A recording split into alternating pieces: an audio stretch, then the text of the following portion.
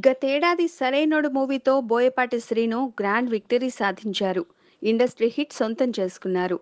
ఆ తర్వాత ఎలాంటి క్రేజీ ఆఫర్స్ వచ్చినా లొంగని బోయపాటి ముందుగా అనుకున్న కమిట్మెంట్ ప్రకారం బెల్లంకొండ శ్రీనివాస్తోనే సినిమా చేస్తున్నారు. 'జయ జానకి నాయక' అనే టైటిల్పై రూపొందుతున్న మూవీకి తాజాగా ఫస్ట్ లుక్ కూడా ఇచ్చేశారు.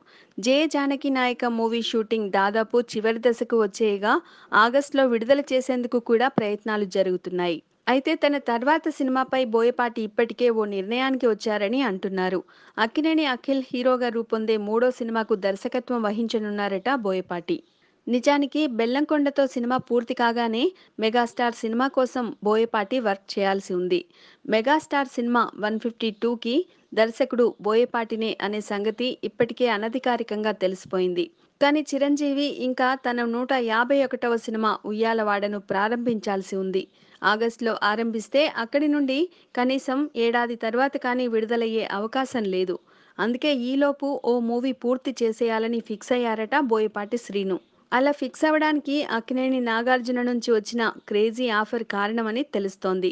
అఖిల్ సినిమాలను టాప్ డైరెక్టర్స్తో చేయించేందుకు నిర్ణయించుకున్న నాగ్ బోయపాటికి ఏకంగా 12 నుండి 15 కోట్ల మేర రెమ్యునరేషన్ ఆఫర్ చేశారని అంటున్నారు. ప్రాజెక్టు ఖాయమైతే రెమ్యునరేషన్ ఫిక్స్ కానుందని తెలుస్తోంది.